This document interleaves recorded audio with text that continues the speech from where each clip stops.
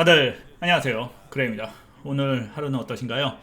비트코인이 낮 시간에 아까 반등을 좀 치는 것 같았어요. 반등을 좀 치는 것 같은 모습을 좀 보이다가 위쪽에서 이제 한번 쭉 하고 이제 빠지는 모습을 지금 현재 이제 좀 많이 보이고 있거든요. 저 같은 경우에는 이제 단기 포지션 같은 경우는 이제 숏 포지션을 진입을 했어요. 이제 제가 단기 포지션을 숏을 진입한 이유는 저번 시간에 이제 가지고 있던 롱 포지션은 다 정리를 하고 4시간 차트 상의 볼린저 밴드 상단이에요. 4시간 제가 이제 항상 매매를 할 때 여러분들한테 많은 이론들을 알려드리잖아요. 중간중간에요. 그때 이제 첫 볼벤 테스트, 그러니까 상승 이후에 횡보하다가 이제 위든 아래든, 그러니까 아래쪽은 한번 그 전에 위에를 도달하기 전에 아래쪽에서 한번 이제 테스트를 했었거든요. 4시간 볼벤 테스트를 했어요. 이때 당시에는 이제 제가 롱 포지션 진입 자리가 여기였단 말이에요. 그래서 요때는 정리를 안 하고 여기서 이제 올라갈 때 이제 돌파가 나올 때 이제 롱 포지션을 진입을 한 다음에 바로 이제 위쪽에서 바로 한 방에 이제 4시간 볼린저 밴드 상단을 때리길래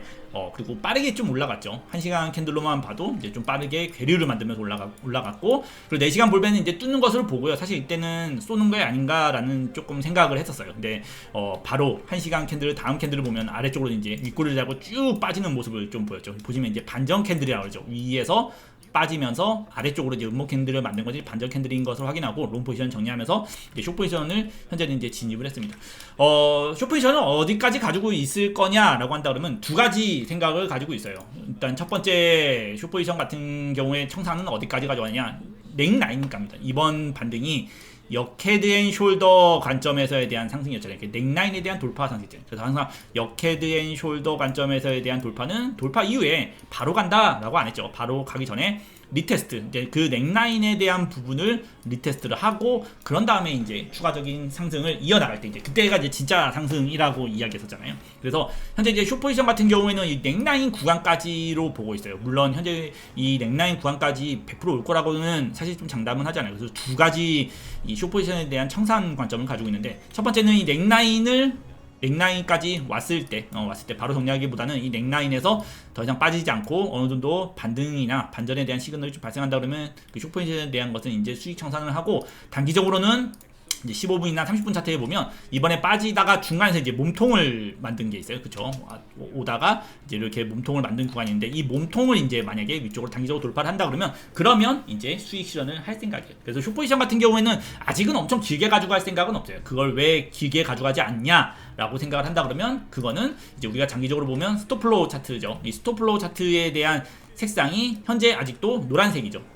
현재 스톱플로우 차트에 대한 노란색이라는 뜻은 뭐예요? 강세죠. 시장에 대한 강세 상승장에 있다라고 보게 되고요. 디테일하게 이제 색깔을 보게 된다 그래도 아직까지 이제 노란색을 여전히 유지하고 있습니다. 제가 이제 이 상승장의 끝은 어디다라고 한다 그러면, 제가 목표가는 3억이라고 얘기했죠. 목표가는 3억이라고 얘기했지만 대신 여기에서 하나 더 있다죠. 조건이, 첫 번째 조건이 있고 두 번째 조건이 있는데, 혹은 OR 혹은 기간이라고 얘기했죠. 기간. 상승장이 끝나기 전까지, 지금 현재는 아직까지 대상승장이에요. 대상승장이고 그 상승 강세 상승 추세에 있지만 그 강세 상승에 대한 목표가가 2억도 못 갔어요. 그리고 뭐 엄청나게 많이 올라간다 그러면 3억까지도 보고 있지만, 대신 여기서 한 가지 더 조건이 있다. 뭐냐? 그거는 이 기간 안에 올랐을 때 3억이지, 이 기간이 지나면 그러면 그때는 목표가에 대한 생각은 접어두고 그 이후부터는 어느 정도 시장이 약세장으로 변할 가능성이 있다라고 얘기했잖아요. 하지만 아직까지 강세장입니다. 지금 더 디테일하게 본다 그러면 여전히 색깔은 강세의 영역에 있다라고 보면 돼요. 아무래도 지금 3일 남았죠. 18일날 새벽에 금리 인하 발표가 있어요. 그래서 어느 정도에 대한 금리 인하가 되는지에 따라서 아마 시장이 더 올라가거나 아니면 그것에 대한 뭐 실망감에 의해서 조정을 받거나 이제 그게 결판이 좀 날 거예요. 사실 이제 그 전까지는 비트코인은 조정을 받는다고 해도 단기적인 반등은 좀 계속 이어나갈 거라고 생각하고요. 그 이유는 현재가 이제 스톱플로우 차트에서도 보면 알겠지만 노란색 강세 영역, 상승 강세이죠. 상승 강세 영역에 있기 때문에 여전히 상승장을 계속해서 지속 중이고 현재도 여전히 상승장이라고 보실 수 있을 거예요. 자, 이제 사이클론 쪽으로 보면 방금 전에 얘기했던 것처럼 기간적인 걸 얘기했죠. 그 기간적인 부분에서는 아직까지 기간이 좀 더 남았습니다. 주일로 따진다 그러면 약 한 3주, 2주에서 길면 한 3주 정도는 상승장 영역에 아직까지 있기 때문에 시장이 이번 금리 발표로 인해서 어떠한 호재가 만약에 시장에서 작용을 한다 그러면 강력한 상승이 일어날 수도 있다고 봐요. 그리고 오늘부터 18일까지 금리 인하에 대한 기대감이라고 그러죠. 아무래도 이제 금리 인하가 될 거라는 것이 이제 기정 사실되면서 이제 25pp가 되냐, 50pp가 되냐라는 이제 그런 것에 따라서 아마 기대감, 어쨌든 많이 금리가 인하될 수 있다는 기대감 때문에 시장이 이제 계속해서 상승에 대한 도전을 할 거라고 생각이 되기 때문에 쉽게 그렇게 하락장으로 빨리 변하지는 않을 거라고 봐요. 그리고 아까 얘기했던 것처럼 저 같은 경우에는 이 상승장 기간이죠. 아직까지 이 상승장 기간이 얼마 안 남았기 때문에 얼마 안 남긴 했었어도 여전히 아직까지는 상승장 기간 안에 있고, 물론 이 상승장에 대한 기간을 넘긴다고 해가지고 무조건적인 건 아니기 때문에 이걸 좀 넘기고 난 다음에 빠질 수도 있는 부분이기 때문에 여전히 상승에 대한 가능성은 아직까지 충분히 열려 있다라고 보시면 되세요. 하지만 이제 저번 시간부터 계속 얘기했던 거죠. 주봉상의 그 사이클론의 MACD 로그죠. MACD 로그 관점에서는 여전히 이제 아직까지는 음봉, 약세 부분을 가지고 있어요. 그렇기 때문에 현재 제가 이제 저번 시간에도 얘기하고 저저번 시간에 있죠. 단기적인 반등은 다 가능할 것 같다. 대신 장기적인 부분에서는 아직까지 강세장으로 넘어가기에는 약간에 대한 힘에 대한 부분이 부족하다. 어느 정도 이것에 대한 약세에 대한 부분이 해소되기 전까지는 아직까지 강세 상승장은 조금은 좀 힘들 것 같다라고 이제 이야기를 했잖아요. 그렇기 때문에 아직까지 그 강세장에서 지금 상승장에 있는 부분에서 시장에 대한 그 상승력에 대한 힘 있잖아요. 그 힘은 약간은 약세적인 이 약세적인 부분이 어느 정도 해소가 돼야지 크게 올라갈 수 있을 것이다라고 알아두시면 되세요. 그래서 제가 가장 많이 추천하는 게 어떤 거라 그랬어요? 어느 정도 내 자산에 대한 부분을 수익을 좀 실현을 하고 나머지 소액적인 부분을 가지고 투자를 하는 것을 개인적으로 좀 많이 이제 추천을 하죠. 매수를 해도 현재 구간에서 매도를 하라는 얘기가 아니고 현재 구간에서 추천한다고 해도 어느 정도 리스크나 내가 위험에 대한 대비를 충분히 계획을 잡고 하는 것이 좋다라고 개인적으로도 아직까지도 생각을 하고 있고요. 여전히 시장이 사이클적인 부분으로는 며칠 남았어요. 아직까지 한 2-3주 정도는 그 사이클 영역 안에 있기 때문에 크게 아직까지 뭐 하락장으로 변질된 건 아니다라고만 보시면 되세요. 주목적인 차트장인 관점에서는 변한 건 없으세요. 여전히 아까 얘기했던 것처럼 장기적인 상승장 영역에 있어요. 장기적인 상승장 영역에는 있고 저 또한 그 장기적인 상승장에 있다라고 보기 때문에 여기 아래 장기적인 포지션이죠. 이 장기적인 포지션은 그대로 그냥 유지를 하고 있는 거예요.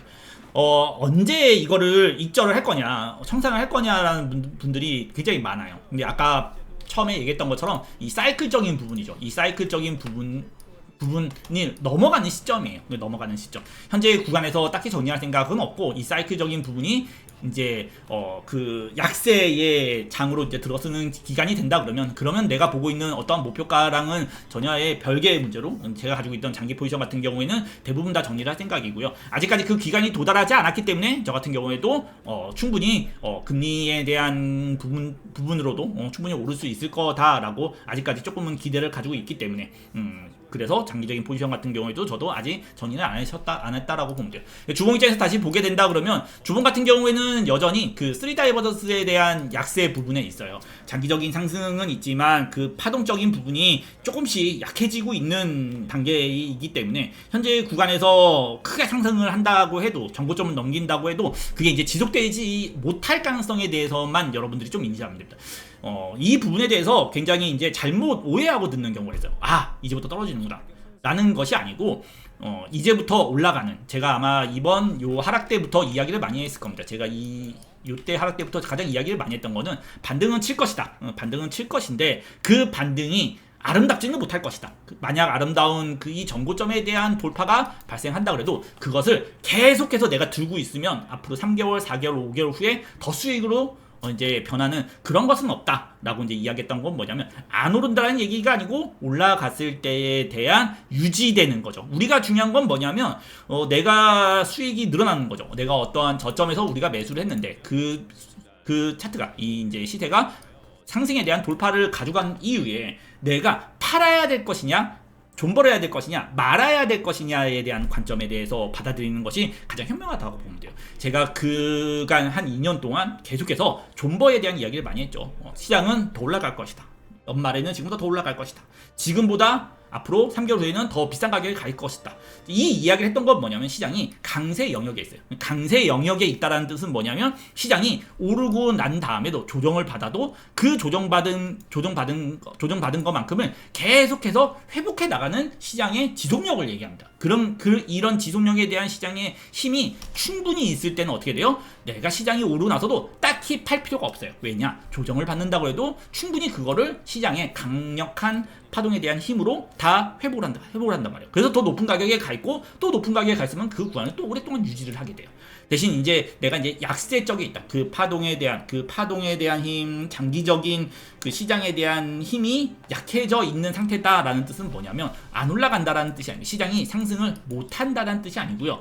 이번 이후에 올라가는 상승이 발생했을 때는 이때는 존버를 하기에는 시장이 유지하는 힘이 많이 어렵다라는 걸 얘기해요. 그 뜻은 뭐냐면 내가 매수를 해가지고 상승에 대한 수익을 취해야지 내켓이 되는 현재의 시장의 상태다라고 보시면 되세요. 그렇기 때문에 하락장에 대한 이야기를 하거나 하락에 대한 지금부터 뭐 숏을 쳐야 되거나 뭐 매도에 대한 이런 것을 막 생각한다기보다는 내가 올라가는 관점에서 어느 정도 수익을 좀 실현하는 관점으로 보는 것이 좋다고 봐요. 왜냐하면 앞에서도 얘기했던 것처럼 이 스톱플로에 대한 기간은 아직까지 노란색이긴 하지만 이제 사이클론에 대한 기간으로는 사실 이제 얼마 남지 않았단 말이에요. 이제 한 달, 두 달, 이제 올해 연말 정도 되기 시작하면 시장에 어느 정도 윤곽이 조금 드러날 거란 말이에요. 이제 그렇게 되기 때문에 어느 정도는 내가 올라가는 관점. 아무래도 18일날 금리 발표가 있죠. 제 생각으로는 금리 발표 전까지는 딱히 심하게 떨어지는 일도 없다라고 봐요. 왜냐면 어느 정도 기대감에 대한 부분이고 그 금리 발표가 만약에 엄청나게 그 금리가 많이 인하가 된다라고 한다 그러면 또 그거는 또 시장에 우리 투자하는 시장의 입장에서는 호재로 또 작용이 돼서 올라갈 가능성이 되게 높단 말이에요. 지금 현재 방송하는 시점에서도 나스닥을 보시면 나스닥 같은 경우는 지금 굉장히 잘 올라가고 있어요. 오히려 나스닥은 지금 또 신고가로 가고 있는데 비트코인이 조금 힘을 못 쓰는 거란 말이에요. 그거는 이제 나스닥이 어느 정도 올라가고 나면 거기에 대한 반응을 비트코인이 이제 전달을 받을 거기 때문에 어느 정도는 조정을 받는다 그래도 지금에 대한 조정이 하락으로 가는 조정이라고는 개인적으로 생각은 안 한다라고 보시면 되세요. 자, 그럼 청산맵을 한번 이제 보게 되면 청산맵은 위쪽에서 좀 튼실이 좀 쌓이고 있는 편이에요. 청산맵이 위에 튼실하게 쌓이겠다는 뜻은 뭐냐면 이제 현재 구간이 이전에 대한 고점 구간이라고 얘기하는데 제가 이제 저번 시간에 얘기했었죠. 차트는 좀 데칼코마니 같다라고 얘기했었죠. 데칼코마니 같다는 건 뭐냐면 이전에 대한 이런 고점에 대한 부분을 다 테스트를 하고 간다라고 이제 이야기했잖아요. 그렇기 때문에 이전에 대한 어떠한 고점 영역에 가까워지니까 117K죠. 117K에 가까워지면 가까워질수록 시장이 어느 정도는 그 구간에 대한 이제 매도력이 조금 작용을 하게 돼요. 그거는 이제 아래서 단기 매물에 대한 차익 실현이라고 얘기하죠. 이건 장기 매물에 대한 차익 실현이 아니고요. 단타를 치는 사람들에 대한 차익 실현이 어느 정도 발생을 한다라고 좀 볼 수 있기 때문에 현재 이제 이런 저항적인 자리죠. 이런 저항적인 자리 근처에 오다 보니까 지금 시장이 이제 반전 캔들이 조금 발생을 하고 있는데 거기에 맞춰서 중요한 건 뭐냐면 청산에 대한 물량도 위쪽으로 좀 쌓이고 있다라고 좀 보면 돼요. 청산에 대한 물량이 쌓이고 있는 건 사실 부정보다는 약간 긍정이 좀 가까워요. 왜냐하면 위쪽으로 청산하면 청산할수록 뭐예요?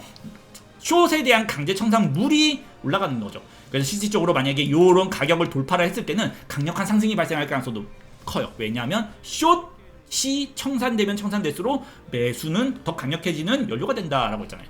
아무래도 이전에 대한 고점이 기술적 분석에 대한 117K에 대한 영역이 기술적 분석에 대한 저항자리라고 시장이 생각하는지 그 구간에 대한 손절이죠. 손절 강제 청산 가격을 설정을 한 가격 물량대가 점점 많아지고 있기 때문에 사실 위쪽으로는 120K에서 117K 영역까지는 어느 정도는 청산에 대한 물량이 쌓여있는 구간이라고 봐요. 그래서 저는 아마 지금 오늘 이제 낮에 조정받았던 한 116K 정도 되는 거죠. 116.5K 정도 되는데 거기를 만약에 난 돌파하는 일이 다시 한번 돌파하는 거죠. 다시 한번 돌파하는 일이 발생한다 그러잖아요. 그러면 117K도 돌파가 되는 거죠. 그걸 돌파한다 그러면 한 120K까지는 쉽게 갈 수 있을 거다라고도 개인적으로 좀 생각을 하기 때문에 그 부분도 참고를 하면 돼요. 왜 117K를 돌파하면 120K까지 좀 쉽게 갈 수 있냐라고 한다면 청산 물량이 쌓여있게 돼요. 청산은 뭐예요? 숏 청산은 곧 뭐라 그랬어요? 롱이라고 얘기했죠. 그 롱 물량이 있고, 근데 거기에 이제 하나 힘입어가지고 좀 재미난 현상이 조금 발생하고 있어요. 4시간 차트에서 보면 조금 뚜렷하기 시작하는데 이번 하락 조정이죠. 이번 하락 조정에서 보면 숏 물량이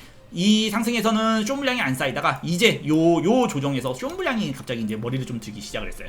그렇기 때문에 어느 정도는 지금 위쪽에 대한 청산에 대한 어느 정도에 대한 물량이 좀 쌓여 있기 때문에 다시 한번 올라서 이 지금 조정이 넥라인에 향해서 가고 있는 거죠. 사실 그래서 저는 개인적으로는 이 구간을 강력하게 이탈을 하는 하락 조정이라기보다는 아까 얘기했던 기술적 분석에 대한 역헤드 앤 숄더 돌파 이후에 나오는 리테스트죠.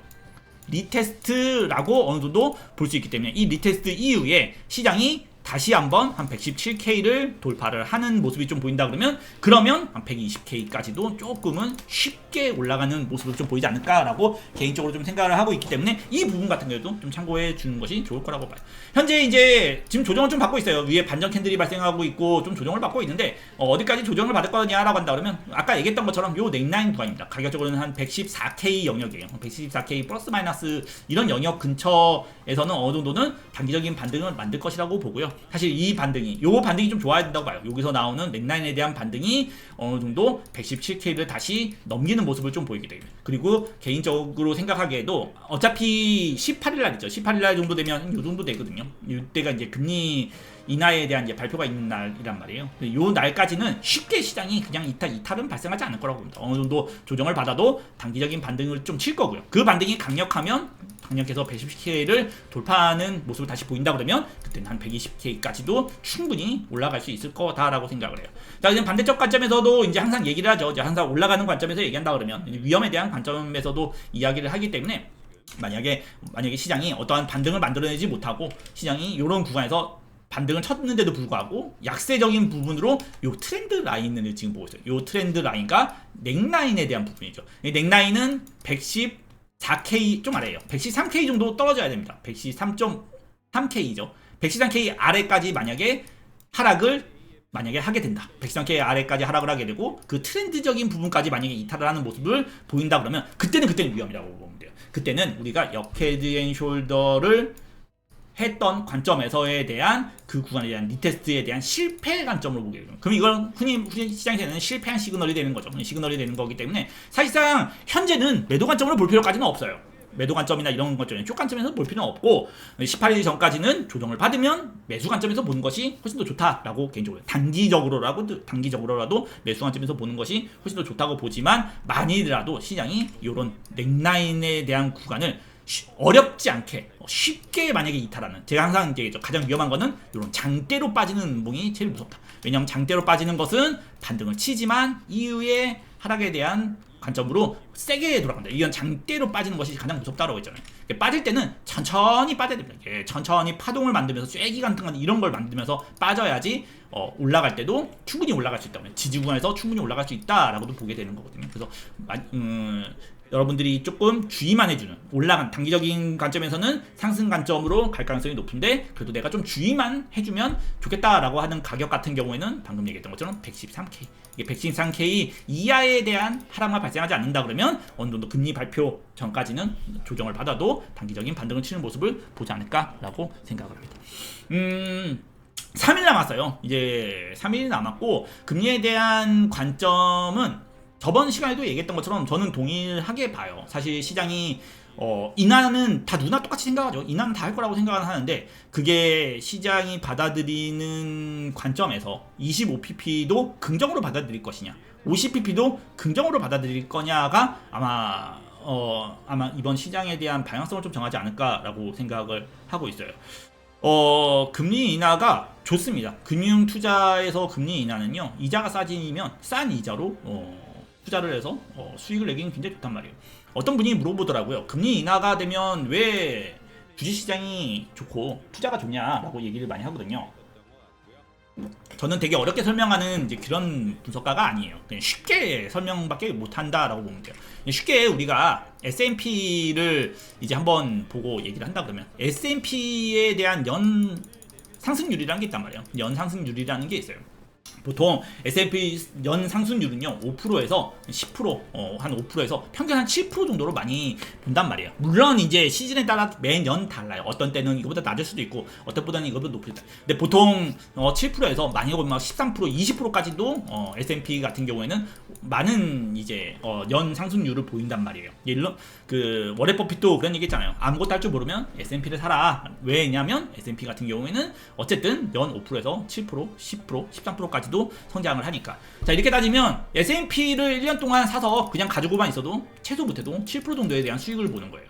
근데 금리가 낮았다고 쳐봐요. 금리가 4%라고 치면 은행에서 1억을 빌려서 S&P를 사잖아요. S&P를 사면 3%가 남는 겁니다. 1년 있다가 이자를 내고도 3%가 남는다라고 보게 되는 거거든요. 그럼 이자가 금리가 더 낮아지면 어떻게 돼요? 금리가 낮아지면 낮아질수록 내가 S&P만 사서 가지고 있어도 연 돈을 버는 거예요. 물론 우리 같은 사람들은 그런 게 의미가 없어요. 우리 같은 사람들은 왜냐면 100만 원 빌려가지고 S&P 사가지고 얼마를 벌겠습니까? 하지만 이제 금융 투자하는 사람들 같은 경우에는 말 그대로 진짜 S&P 같은 경우 뭐 꼭 S&P가 아니에요. 제가 말한 거는 가장 초보자들한테 이해하기 쉽게 설명을 하는 거고 이것보다 조금 더 복잡합니다. 금리가 낮아지면 금융시장이 좋아지는 거는 이것보다는 조금 더 많이 복잡해요. 그리고 더 디테일하고 변수가 많이 있거든요. 쉽게 이렇게 이해하시면 좋으실 거다라고 개인적으로 좀 생각해요. 왜냐하면 다른 투자 상품이죠. 다른 투자 상품을 투자하는 것에 있어서 금리가 낮아지면 낮아질수록 그 투자 상품을 투자해가지고 나중에 1년 있다가 이자를 내고도 내가 수익을 내게 되는 거고 그게 단 1%만 낮아진다고 해도 0.5%만 낮아진다고 해도 정말 천억 단위를 빌려가지고 매매하는 사람들 입장에서는 정말 수억 원의 돈을 벌기 때문에 금리가 낮아지는 거는 금융시장에서 좋은 거다라고 개인적으로 좀 생각을 해요. 하지만 이런 게 있습니다. 아까 얘기했던 제가 며칠 동안 계속 얘기하는 것 중에 하나인데 금리가 발표된다고 해서 그게 우리한테 꼭 호재다라고는 생각은 안 해요. 왜냐하면 금리 발표 이후에 올라는 갈 수는 있다고 봐요. 왜냐하면 금리가 낮아지면 당연히 투자 시장은 좋게 형성이 돼서 올라는 갈 수 있다라고 보는데 문제는 지금 비트코인보다는 나스닥 같은 경우는 이미 굉장히 많이 올라가 있는 상태란 말이에요. 그 금리에 대한 해석이 시장이 긍정으로 생각할 수 있어요. 굉장히 긍정으로 생각할 수 있지만 그거를 0.5가 50pp죠. 50pp를 했는데도 불구하고 시장이 그거를 긍정으로 받아들이지 않거나 아니면 25pp가 가장 유력한데 25pp가 시장에 대한 약간 불만적으로 받아들이게 된다 그러면 그때 되면 이제 그것에 대한 실망 매매도 어느 정도는 생각을 해둘 필요가 있어요. 왜냐하면 시장은 항상 기대감에 의한 상승이 가장 크다. 그래서 금리 발표 전까지는 기대감에 의해서 어느 정도는 계속해서 올라갈 가능성이 있다라고 개인적으로 좀 생각을 하고요. 대신 금리가 발표되고 난 이후에는 시장에 대한 변동성이 굉장히 커질 수 있으니 그때는 이제 장기적인 매매하시는 분보다 단기적인 매매하시는 분들 입장에서는 어느 정도 조금 주의를 해주면 좋을 거라고 생각합니다. 자, 그러면 분석의 그레이였고요. 분석에 도움이 됐다면 좋아요와 구독을 눌러주시면 내일 아침은 떡상. 그리고 영상 하단에 매일 일봉에 대한 마감, 하루에 대한 마감, 그리고 시장에 대한 변동성이 발생하면 알람을 주는 텔레그램 방 무료로 운영하고 있기 때문에 기술적 분석에서 도움을 좀 받고 싶으신 분들은 아래 텔레그램 방으로 참여해 주시면 좋으실 것 같아요. 자, 그러면 물러가 볼게요.